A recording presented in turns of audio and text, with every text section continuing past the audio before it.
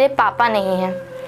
जब आप समझ सकते हैं जिसके घर में कमाने वाला इंसान ना हो तो उसके घर का गुजारा कैसे होता है। मेरी मम्मी से लोगों ने कहा कि आप शादी कर लीजिए दूसरी, लेकिन मेरी मम्मी ने कहा नहीं, मैं अपने बच्चों में ही अपनी दुनिया ढूंढती हूँ। मम्मी के पास जो कान के गोल्ड की ज्वेलरी थी उसे गिरवी रख दिया और उससे जो पैसे मिले उसे मेरे एडमिशन के लिए जमा कर दिया।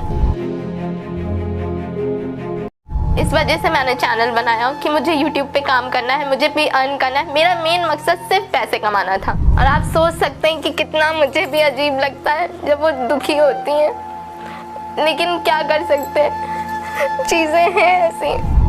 YouTube से सोचा था कि इनकम होगी, लेकिन कुछ नहीं हो रहा है।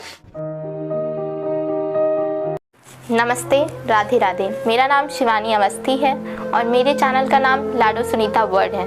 मैं YouTube पर आई हूँ क्योंकि मेरा सिर्फ एक मोटिव था कि मुझे पैसे कमाने हैं। लोग यहाँ आते हैं नेम फेम और अपने घर लेने के लिए, गाड़ी लेने के लिए, ये चीज़ें, बहुत सारी चीज़ों के लिए, लेकिन मैं सिर्फ YouTube पे पैसे कमाने आई। उसका भी एक बड़ा रीज़न है। रीज़न ये है कि मेरे घर की फाइनेंशियल कंडीशन, मेरे पापा नहीं हैं। जब आप समझ सकते हैं जिसके घर में कमाने वाला इंसान ना हो तो उसके घर का गुजारा कैसे होता है। ये चीज़ें थी जिनकी वजह से मैं YouTube पर आई। यही सबसे बड़ा कारण था कि मैं अपनी माँ का सहारा बनना चाहती थी। मेरे 2 छोटे भाई हैं। आप सोच सकते हैं कि पापा के ना होने के बाद चीज़ें कैसी हो जाती, अपने भी साथ छोड़ देते हैं। तो वही सारी चीज़ें थी मेरे साथ भी।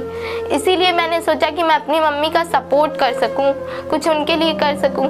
अगर उनका बड़ा बेटा होता तो शायद वो बाहर जाके कमा सकता, पर मैं बाहर जाके कमा इसलिए नहीं सकती, मेरी मम्मी की तबीयत बहुत ख़राब रहती है।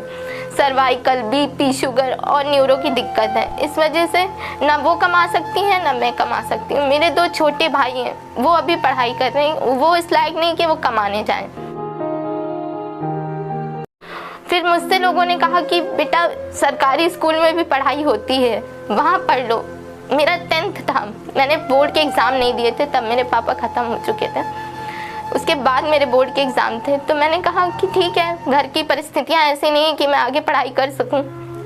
मैंने उस बात पे लिए राज़ी हो गए हम कि ठीक है, लेकिन मम्मी ने कहा कि नहीं, जहाँ पढ़ रहे हो अभी वहीं पढ़ो, क्योंकि तुम्हारा 10th है, बोर्ड है, साल ख़राब हो जाएगा।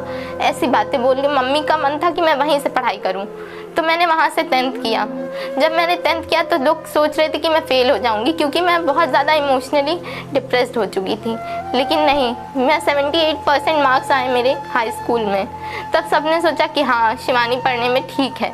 तो फिर मम्मी ने मेरी आगे की पढ़ाई भी कंटिन्यू रखी, वो भी सेम कॉलेज से। लखनऊ का एक माना जाना कॉलेज है जहाँ मैं पढ़ाई करती थी, वहीं से मुझे पढ़ाया। कभी कभी ऐसा होता है ना कि जब बच्चों की फ़ीस नहीं जमा होती है तो उन्हें क्लास में खड़ा कर देते हैं। वो सिचुएशन बहुत ज़्यादा दिल को मतलब चोट देती है। टीचर्स ये नहीं सोचते हैं कि हाँ, बच्चों के मन पे क्या बीत रही है खड़ा करने से। क्लास के जो और बच्चे होते हैं वो मजाक भी बनाते हैं इन चीज़ों का। लेकिन मैंने बहुत कुछ अपनी लाइफ में सब कुछ झेला कि ठीक है, चलो जो हो रहा है सब ठीक है। फिर वहाँ से मैंने 12th पास कर लिया।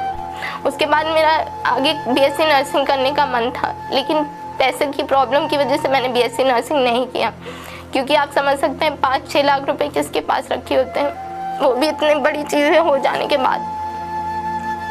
लेकिन मम्मी ने कहा कि चलो कहीं बात तो करते हैं, कोई मेडिकल का कोर्स करना है तो कोई छोटा कर लो। तो मैंने डिप्लोमा इन ऑप्टोमेट्री कर लिया।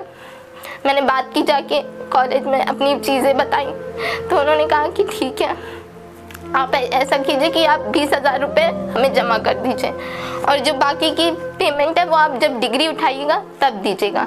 तो हमने कहा कि ठीक है, लेकिन अब 20,000 रुपये भी उस टाइम मेरे लिए बहुत कुछ थे।